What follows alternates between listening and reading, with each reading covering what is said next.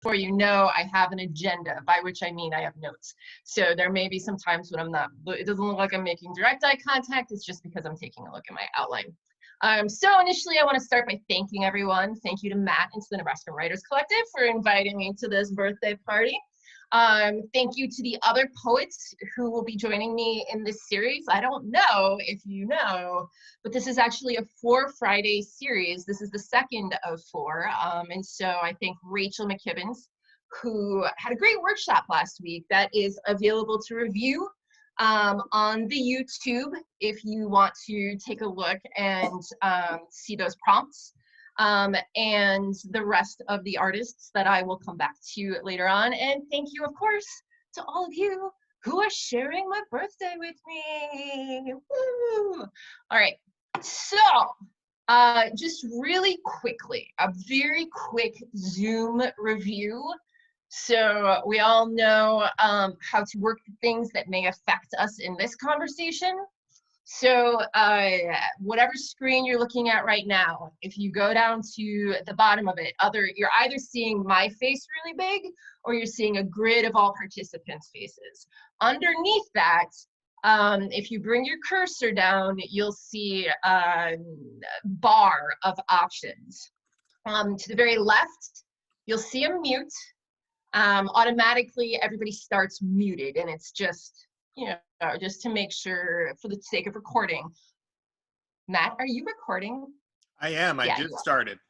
Okay. I didn't hear that you are being recorded, and so that just occurred to me. So for the sake of recording, it's easier if every single channel isn't unmuted. It also helps you not have to turn off all your devices as well. But if you have something to say, if you come over to this little microphone that right now is going to be red with a line through it, and you click on it, then you'll be unmuted and you'll be able to speak to the entire group. Sometimes the spacebar will do this for you, sometimes it will not. And your computer volume matters as well. So if you unmute yourself in Zoom, but your computer volume is muted, you still will be muted and we won't be able to hear you. It's fine. If you go to the right in the middle of that bar, you'll see chat. And if you click on that chat button, you will open up that Zoom group chat. And I'm gonna go ahead and recommend that you keep that chat open. It's gonna open a little bar to, yeah, hey, Shar. A little screen to the right of either my face or everybody's faces, whatever you're looking at. But I'm going to be using this chat option to put links in here so you can follow along on stuff. I'll put text of the prompts in here. So if you miss what I say, there will be a copy here. And if you're somebody who doesn't like to speak to the group and prefers instead to type, the chat is a great way to share your ideas without feeling like you've got the spotlight on you. So really quickly, Zoom review, how to see everyone, mute, unmute, and then chat. Great. So those are the Zoom controls that you may need. Oh no. Well, thank you, Nikki. Those of you who might be using an iPad or an iPhone, the setup is a bit different. So I think then the thing to take away from that quick review and Nikki's point is to be gentle with each other and patient. And if we find that somebody's trying to speak and we can't hear them, we'll walk you through it, or chatting and I see it, I'll make sure to share it with the group as well. Great. Awesome. So let's go ahead and get started with the actual workshop part of this workshop. Here's what I'm expecting to do, so you know what to expect. I'm going to share with you, I've got 3 poems. I'm going to share each of them with you individually, and after each one, we'll kind of come together and have a little conversation about them, short conversation. Nothing too in-depth, nothing that you're going to be graded on. After I'm done sharing all 3 of them, we'll kind of talk about how they work together, and then we'll transition into a writing prompt time. And then we'll come back together as a large group, have a discussion, feel incredible about ourselves. If we have time, maybe we'll do a sing-along. It'll be awesome. Does anybody have any questions, comments, concerns that you want to share before I get started? I would just like to point out that, you know, with next week having Kwame Dawes also, the week after that is J.V. Brummels, who you can look upon his beautiful face here with us. That's you can wave if you want to, but you don't have to. Okay. So in troubleshooting, we found that the best way for me to play some of the audio of these poems is to screen share. I have, again, as I mentioned, notes going on. So when I screen share, please forgive me ahead of time for being a little bit messier than Matt Art initially was. So the first poem I want to share with you is going to be Dante di Stefano. The name of the poem is Notes to Myself During National Poetry Month. I am putting the link into the chat in case you want to pull that up on your own. And here, let's go ahead and share my screen so that I can play the audio for you as well. Share. And can you see my screen? Yep. Woo! Yep. Hold on a second, let me pull this back up. There we go. Okay. So this is actually has a little bit of audio read by the poet, and I'm gonna let him take it away.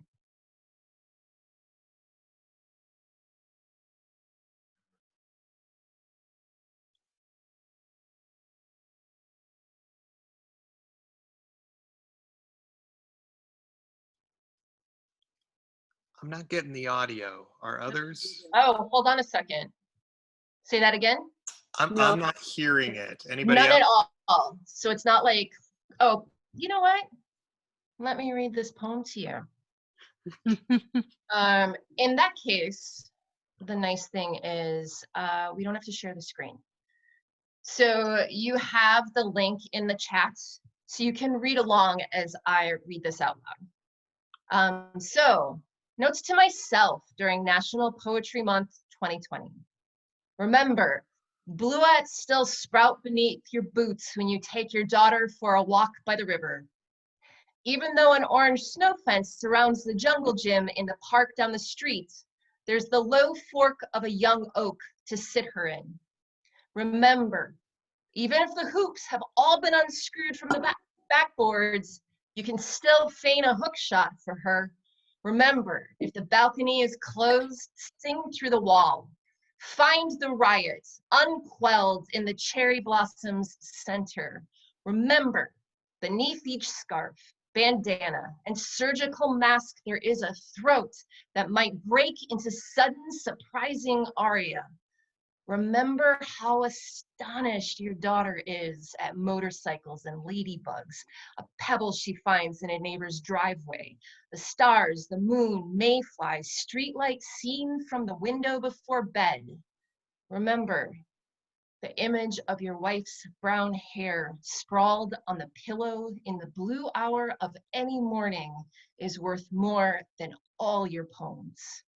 Remember, even an angry word from her is worth more than the best line of poetry you have ever read.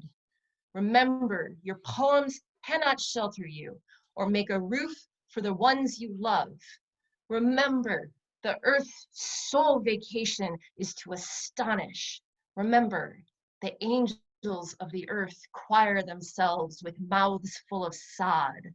Remember, glaciers melt, oceans rise, coastlines recede. Remember, everything can happen at once and always, and God and heaven and hell.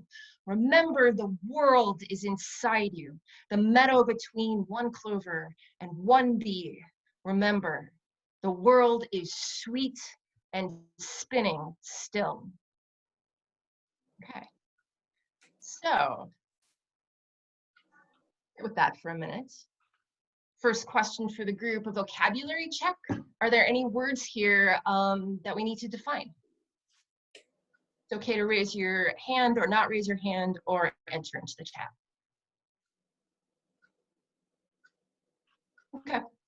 I did try to pick poems that had pretty plain language, but we may well find, and I want to make space for that.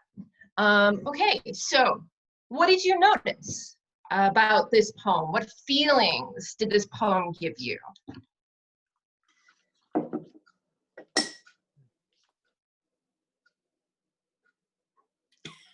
Hope. Hope. That's great. Let me ask a follow-up question. Is there a specific line or image, any words that gave you hope in particular?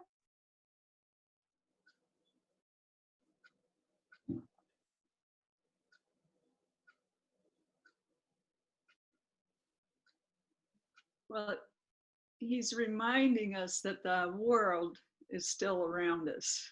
Mm. And, the ordinary things that a child notices, you may not have noticed, but a child could point that out, and that's hopeful. I mean, the childhood hope right there, but I like his use of the things that surrounded him. Mm-hmm. I really noticed those concrete details as well, but I didn't notice, and I like that point, that they're not complicated or adult things. They are things that even a child would see. Sure. Anything else? Yes, when Twyla mentioned things that a child will notice, it brought to mind that pebble in the neighbor's driveway. Mm-hmm. Probably a striking image for me. Sure, sure. I like his use of the verb, verbing the word choir.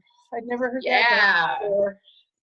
And I think I think it's the only time where he has that kind of wordplay, right?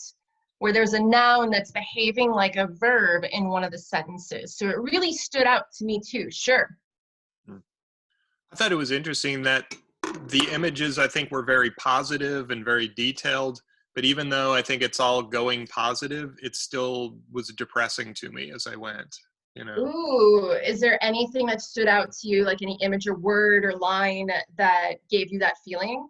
You know, mostly the beginning, talking about being with his daughter, and it's like, hey, there's no basketball rims, but I can still do this. And it's like, oh, that's beautiful. Oh, crap. Right? And for those of you who are not actively involved in the, I don't know if this is national or if it is national, in the US poetry community, National Poetry Month is every April. So by titling the poem Notes to Myself during National Poetry Month 2020, we know as a reader that this is an after poem or a during poem. So some of the observations that the poet is making about the state of the playground, for instance, as Matt was mentioning, happened because of the pandemic, sure. Anything else before I move on? Blooming and the singing, right. Anne, did you have a hand up? Or did I just... There was a chat going on, sorry. Cool, cool, great, great, fantastic. I'm gonna go ahead and move on then. Ooh, I lost my Zoom. Was that me? You all are hearing that? No. I won't worry about it then. I didn't hear anything. So I am going to move on to the next poem I have for us. Ooh.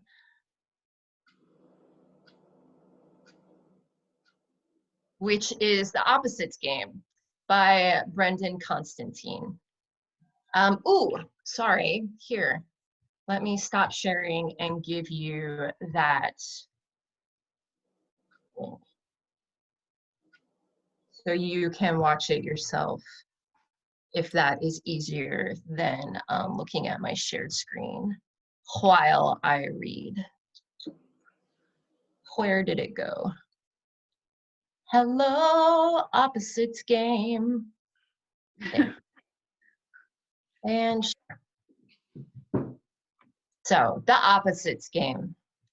This day, My students and I play the opposites game with a line from Emily Dickinson. My life had stood a loaded gun, it goes, and I write it on the board, pausing so that they can call out the antonyms. My, your, life, death, had stood, will sit. A, many, loaded, empty, gun, gun. For a moment, very much like the one between lightning and its sound, the children just stare at me. And then it comes, a flurry, a hailstorm of answers. Flowers, says one. No book, says another. That's stupid, cries a third. The opposite of a gun is a pillow, or maybe a hug, but not a book. No way is it a book. With this, the others gather their thoughts, and suddenly it's a shouting match. No one can agree. For every student, there's a final answer. It's a song, a prayer, I mean, a promise, like a wedding ring, and later a baby. Or what's that person who delivers babies? A midwife? Yes, a midwife. No, that's wrong. You're so wrong, you will never be right again. It's a whisper, a star. It's saying, I love you into your hand and then touching someone's ear. Are you crazy? Are you the president of stupid land? You should be. When's the election? It's a teddy bear, a sword, a perfect, perfect peach. Go back to the first one. It's a flower, a white rose. When the bell rings, I reach for an eraser, but a girl snatches it from my hand. Nothing's decided, she says. We're not done here. I leave all the answers on the board. The next day, some of them have stopped talking to each other. They've taken sides. There's a flower club and a kitten club and two boys calling themselves the Snowballs. The rest have stuck with the original game, which was to try to write something like poetry. It's a diamond, it's a dance. The opposite of a gun is a museum in France. It's the moon, it's a mirror. It's the sound of a bell and the hearer. The arguing starts again, more shouting, and finally a new club. For the first time, I dare to push them. Maybe all of you are right, I say. Well, maybe. Maybe it's everything we said. Maybe it's everything we didn't say.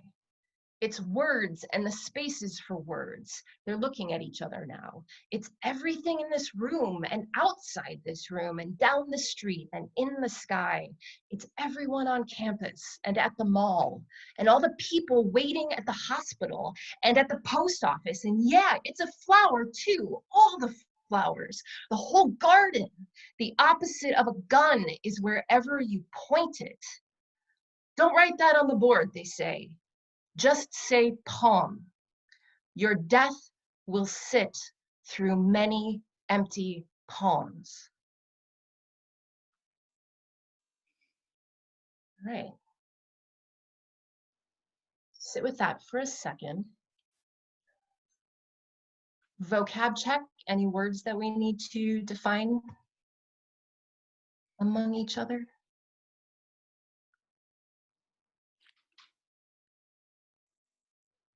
Okay. What did you notice? What feelings did this poem give you?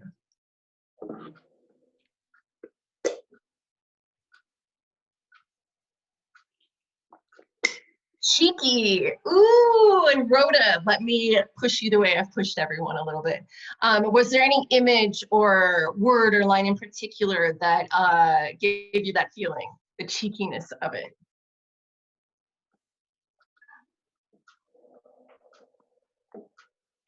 The part about the midwife? Yeah, yeah. And I think it's interesting, right? It's the poet gives that cheekiness both to the voices of the students and also to the narrative voice. So there is a humor to it. Yeah. I like that. Other things you notice, other feelings you felt. Yeah, Anne. I think that this would depend a lot on your relationship with guns. For me personally, a gun is a unit of violence. But if you were someone who was providing food for your family with a gun, and that was your only relationship with guns, it would be very different. And Absolutely.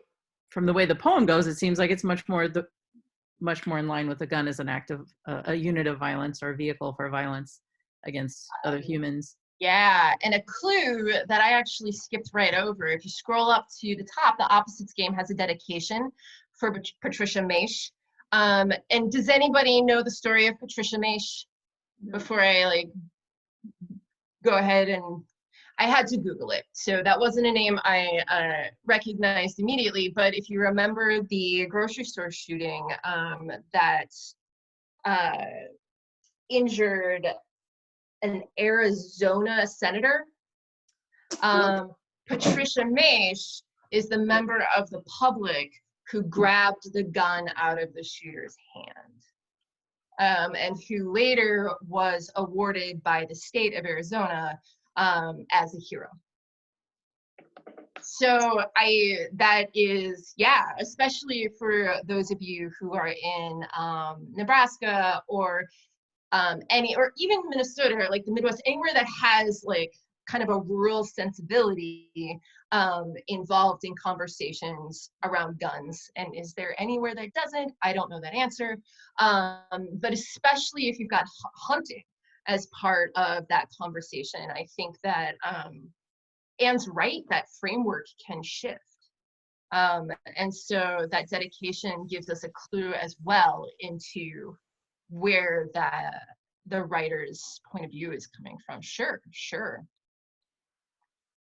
I was going to say, as a former teacher, what it did for me, I didn't focus so much on the word gun, but just the diversity of answers from the students, which is what I loved about teaching poetry, is that it's up to the individual and the experiences they bring to the poem to give it meaning. Is and that what you meant when you said nostalgia in the chat? Yep. I want to go back and teach. Well, and that connects really nicely to Sarah's comment also in the chat. It reminds us of how insightful children can be when you give them the space. And that was something that happens constantly when I was working with youth poets. How many adults in the audience would say, I didn't know that young people were thinking about fill in the blank. This idea that children aren't aware of, or young people aren't necessarily aware of the world around them when that's not the case. Oh yeah, that line about, are you the president of stupid land? You should be. When's the election? Like that back and forth was really, yeah, lovely. They do call each other stupid, that spatting. Ooh, that's such an interesting, I'm looking in the chat, I'm reading these in the chat. It incites the feeling of unknowing. Oh, it grasps at absolute answers while nobody has the right one, right? Like, what is the opposite of a gun? That's not really what we mean when we're saying opposites, but oh, then you get that poetry when you push. I love the way the opposite point of view continued throughout with the opposing things shouted out. The bittersweet feelings of wise innocence. That's it, Nikki. You have written enough poetry to call this workshop, a success. A special intensity of what a gun can be. Sure. And I think going back to Anne's observation about kind of that framework that you bring to guns, every single one of these answers as to what is the opposite of the gun gives us information into what a gun can be to every individual. Yeah, sadly wise beyond their years. Yeah, it's an evocative poem. Absolutely. And then let me take a look. The final poem that I have is a shorter one. And here it's to the woman crying uncontrollably in the next stall. Give me a second and I will give you that link. There we go. And let me pull it up so that I can read it to you. I don't have to share my screen for this because there's no audio or strangeness. Okay.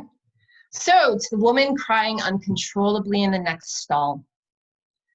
If you ever woke in your dress at 4 a.m., ever closed your legs to a man you loved, opened them for one you didn't, moved against a pillow in the dark, stood miserably on a beach, seaweed clinging to your ankles, paid good money for a bad haircut, backed away from a mirror that wanted to kill you, bled into the back seat for lack of a tampon, if you swam across a river under rain, sang using a dildo for a microphone, stayed up to watch the moon eat the sun entire, ripped out the stitches in your heart because why not?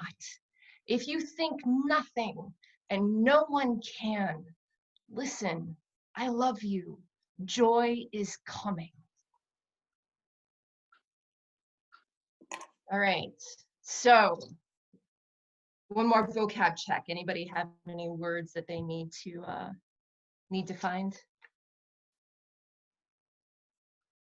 What did you notice? What did you feel? I love that poem. I haven't seen that before. It's awesome. Yeah, Kim Adanitsu. I might be mispronouncing her last name.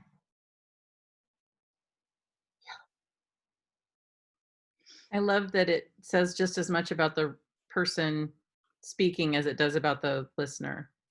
Right. I think that there's a thing that when I've worked with writers, formally or informally, the idea that the specific is also, the specific things are what makes our experience individual, but also what makes our experiences relatable.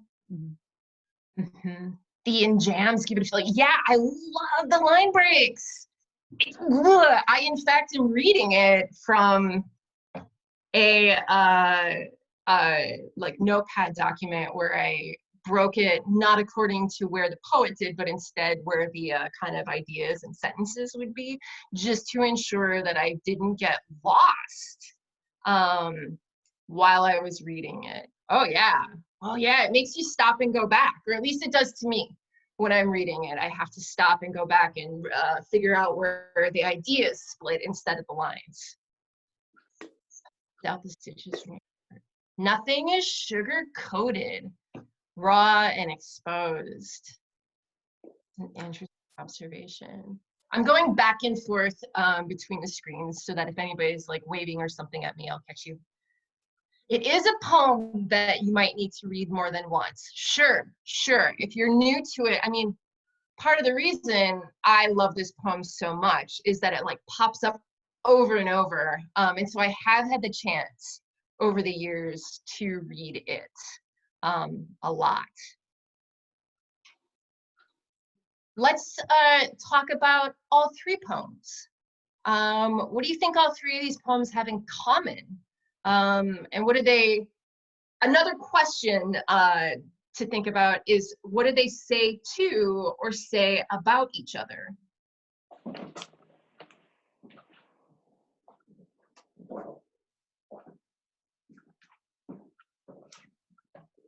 I think something that I was drawn to was the idea of agency of who's writing and why are they writing. And in the last two, with Kim and Brendon, someone else pointed out like this is directed towards someone else, but it's telling you so much about the writer. And then the middle one about the gun, the students actually have a lot of agency, and as their teacher, he has so much agency to share that, because as we think about guns and violence, students are at the center of that. And then with the first one, though, I think that these two offer a wonderful juxtaposition, because that one is broader, and we all have so much agency in describing what it is that we're experiencing right now, with the literal base of a pandemic being that it's global and it is affecting everywhere. And holding all of that, and like that it's like I don't want to write about the things that we all can relate to. Like that, it feels so much, and I'm so happy that the first writer takes that on, because sometimes narrowing it down and saying this is my very specific experience is easier. Sure. I like that observation. Thanks, Vic. Anyone else? Life is precarious. Enjoy it. Sure. I imagine list making being a part of the writing process for all 3 poems. I too, when I was looking at the structure, and those of you who have worked with me before, I do default a lot to structure to find meaning in poetry. So the structure of the lists, whether it used the repetition of if, of maybe, of remember, or whether the list like implied that repetition without actually using the word over and over, that was something that stood out to me and made me feel like these poems could work together.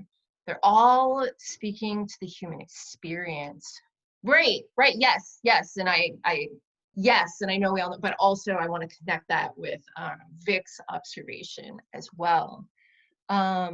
As literary work, they all had a distinctive style, that intensity of expression and feeling. Yeah, the voices, I think, of all these poets are really strong. I will tell you, as I transition into the writing prompt part of this workshop, I will share with you that I noticed not just the list making, but that these 3 poems were narrative, in that they were telling something of a story, and there was some progression of time in them. And you could write these as sentences, although I think that what Heidi mentioned about the enjambment, those line breaks, adds something, even if it's just feeling, but I think it adds more, and we could probably write a long paper about that. But the choosing to use poetry to tell these stories stood out to me. I also noticed, and we've mentioned these, the concrete details, right? Like the wife's brown hair in the blue of, I've forgotten already if it's the evening or the morning, or that pebble in the driveway, like those concrete details to evoke a feeling really struck me for all 3 of these. I also picked these poems because all 3 of them refer to poetry's importance.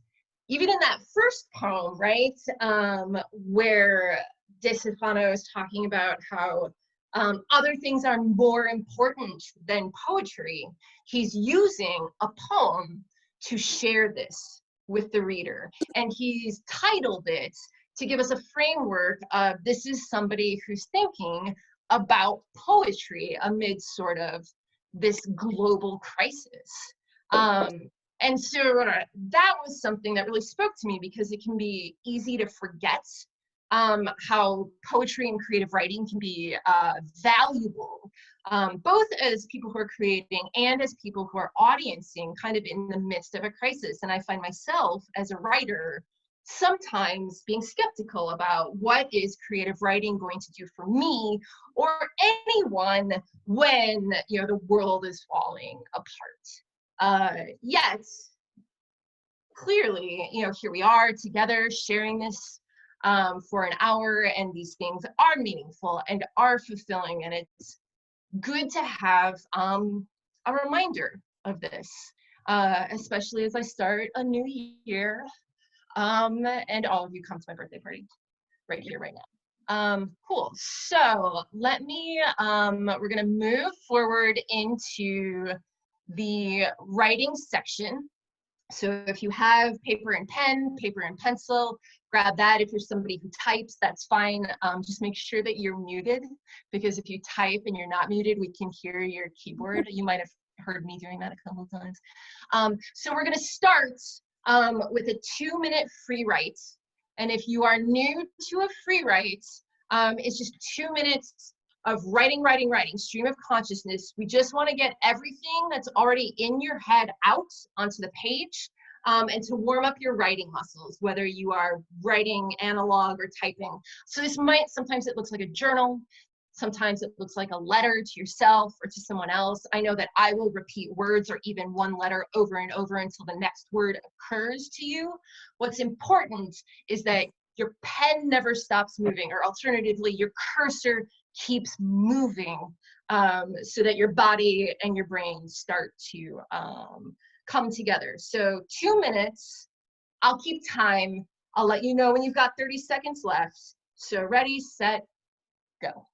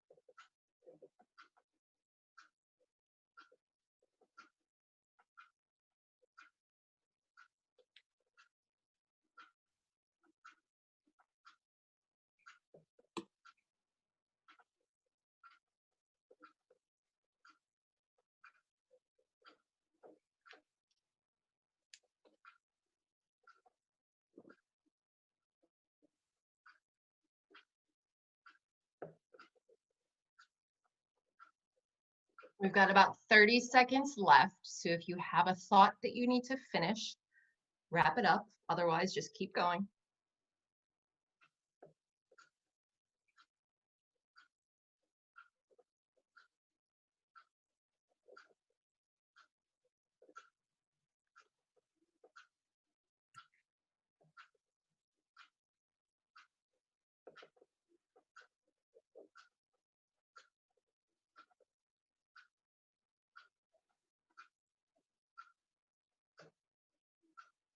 All right, and that is 2 minutes. So go ahead, finish up any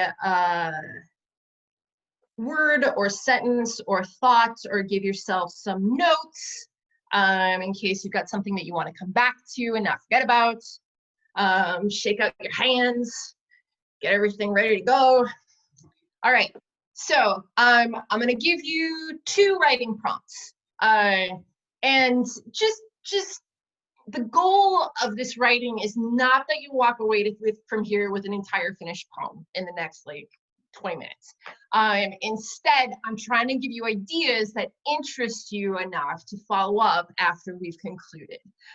So you certainly might respond to one or the other of my prompts, but you also might have just written something in this free write that's really interesting that you want to work on, or you might be already working on a piece that you brought into this, and that has all that your attention, or maybe you'd rather work on something else entirely, and all of this is going to be the correct move. What's important is that you're taking this next block of time to focus entirely on your writing and creating.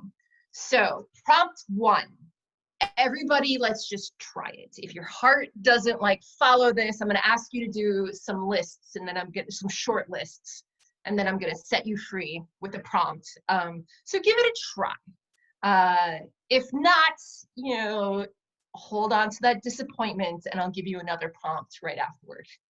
Okay. So this is quick, these lists, just quick, just write stuff down. Don't get too like deep into them. You don't have to finish. You can come back to them. You're not going to get this wrong, all right? So, and I'll put these in the Zoom chat too. So prompt 1, or yeah, okay, so first list. List 5 feelings you've been feeling lately. Just throw them out. Can't get it wrong. 5 feelings you've been feeling lately.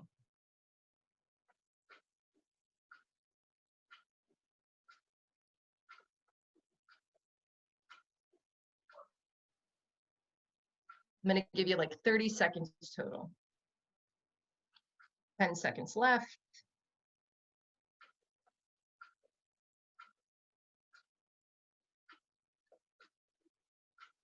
All right, that's 30 seconds. It's okay if you only have 4 feelings, it's fine.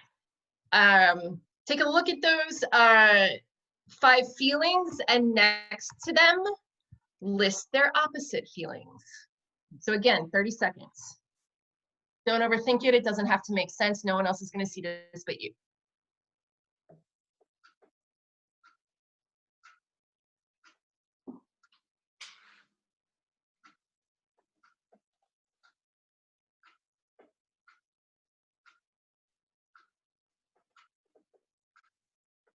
Got about 10 seconds left.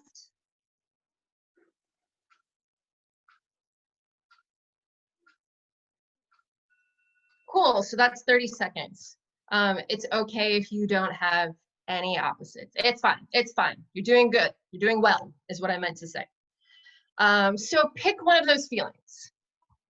If you pick all of those feelings, it's fine, you're not doing it wrong. But just if you can pick one to focus on, either the initial or the opposites, pick one. And then you're gonna make a list of 3 foods that give you this feeling. Maybe one of those foods is a birthday cake. I would understand.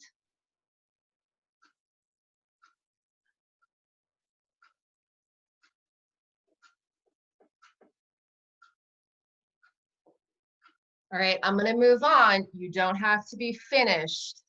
And you can come back, it's fine. So you've listed 3 foods, or at least 1 food, that gives you this feeling. Now make another list of 3 animals that give you this feeling. Again, no one's going to see this but you. You don't have to explain yourself. They don't have to be real animals.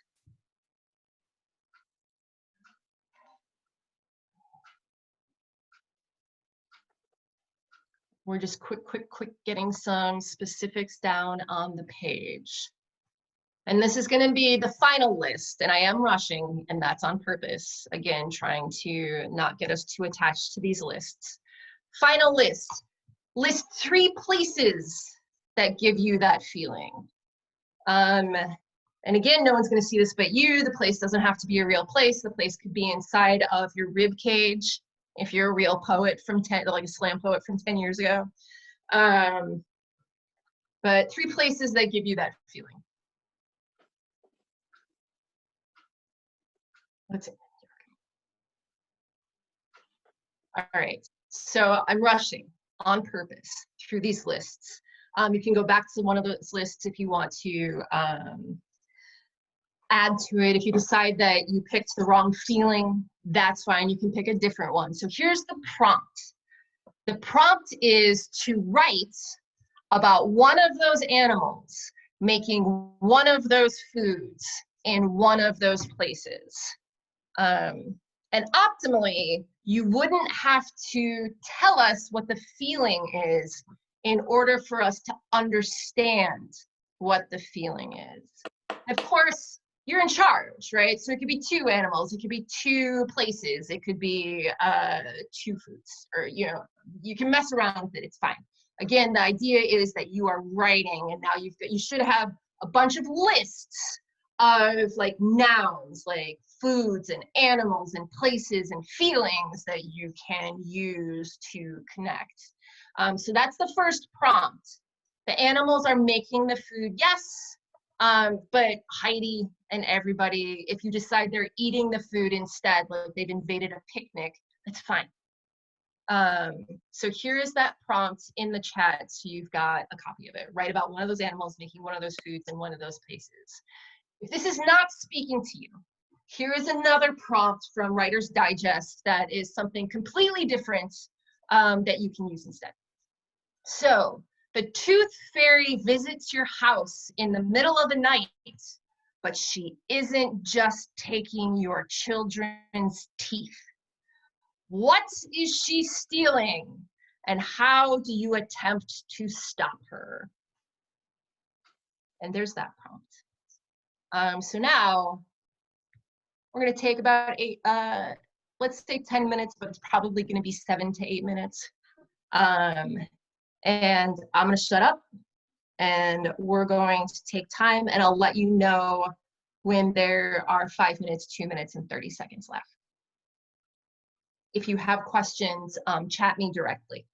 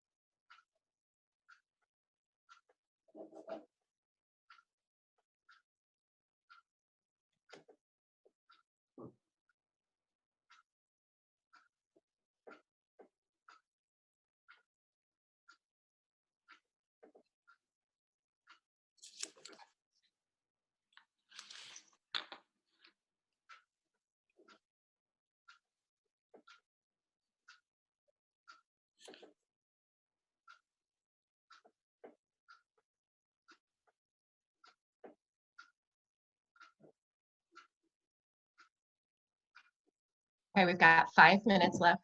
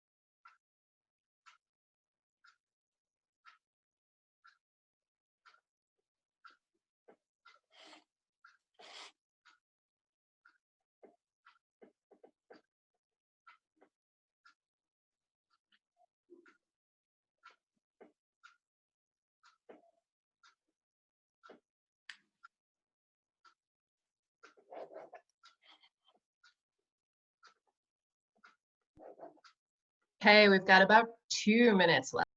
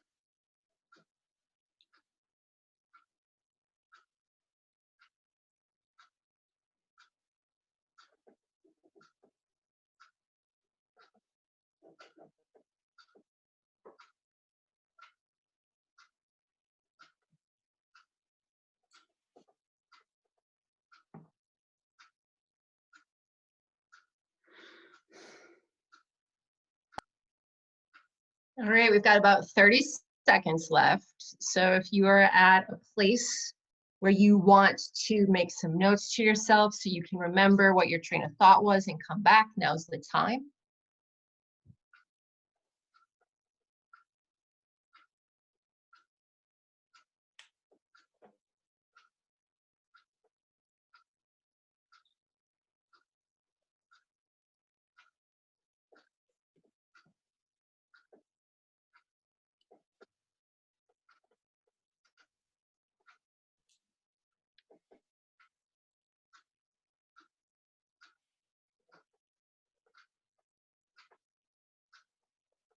All right, and that's time. So go ahead, finish up your train of thought, give yourself another word or two so you can come back to this if you want. Fantastic. You did it. Awesome. So we've got about 4 or 5 minutes. Does anyone have a short line? Someone mentioned that they have about six stanzas. Not 6 stanzas, that they want to share either out loud to the group or in the chat.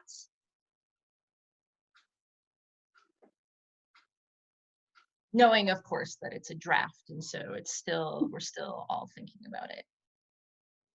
I would. Do it. I would. This is 2-minute free write, my first quiet space to think. And I have to go back to the unfinished business from my last call and from my last meeting to wondering what is wrong with me that I am so unkind and ungenerous with these people. Oh, wait, is this supposed to be poetry right now? Is all poetry unfinished business? Nice. Thank you. Thank you, Anne. Yeah, who was it? You can snap if you want or applaud with your fingers if you want. Excellent. Anyone else have anything they want to share? Ooh, Alex has shared in the chat. That's beautiful. I love it. Thank you, Alex. I like that. Yeah. Anyone else? I'll share just 2 lines.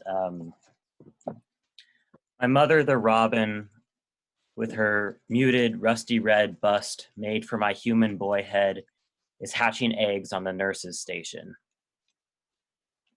Vic, that's like all I'm going to be thinking about for the rest of the day. That's so dense. Thank you. Thank you. Not there's just so much meaning. Thank you. And then Gina's got that letter to herself. Huh. These are great.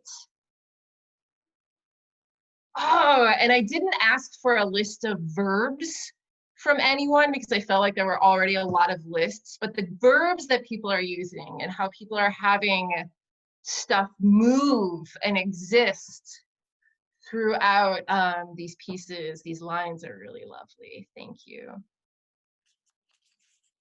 Anyone else want to say anything out loud? There we go. Okay, orchids, fragrance. Yeah, and the fragrance is really, as the lilacs up in Minnesota, the lilacs and the crab apples are just starting to like bloom. And so you walk around and suddenly you're like under a tree and it's all you can smell.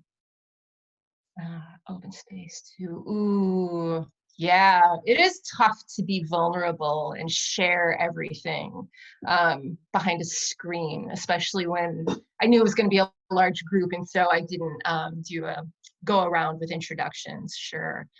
Ooh, the rumbling of waterfalls. I like that, Jaren, the rumbling. Cool. All right, because we are at 129, I'm going to cut this short, but thank you all so much for joining us today. And again, thanks again, Matt and the Nebraska Writers Collective. And I encourage you all so strongly to call in next week. Kwame Dawes is leading the workshop, and the week after that, JV Brummels. Incredible writers who their reputations precede them, and I am falling over myself to take these workshops. And so if I see you again, that would be fantastic. Oh, wow. I just keep like reading the chat. Thank you, Heidi. That's so interesting. That really struck me. Thank you. Cool. So, and again, happy birthday, everybody. All right, Matt, let me kick it back to you. All right. Thank you, Katie. Thank everybody for coming. I will put this on YouTube and give everybody a link. If for any reason you do not want it shared publicly, let me know. I'll set it to private now where you can get in with the link. Yeah, Katie, thank you for sharing your birthday with us. Yeah, thanks. Fantastic. I have a question, Matt. When you share this, does the chat column share as well? I Nick don't says know. No. Okay. I don't think it does. Okay, so what I'll do then is, Matt, I will send you a list of those links so that everybody's able to access all the columns that I shared easily. Great. Yeah, send me that, and I will email everyone with the link where this will be on YouTube, and as well as the links and everything from Katie. Awesome. And I'll share this amazing thing. Again, this is brought to you by the Nebraska Writers Collective. I know some of you out there donated to us on Omaha Gives. Thank you. You don't have to, but you know, it's a weird time, so we appreciate everything.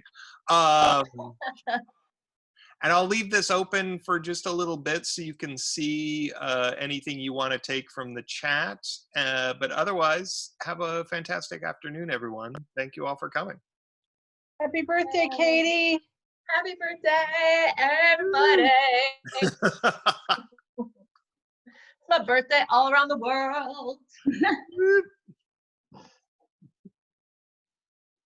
Oh, yay, thank you. Bye. Bye, everybody. Birthdays come but once a year, so I send this message clear. Happy birthday, Katie dear. Happy birthday till next year. Oh, Nikki. I love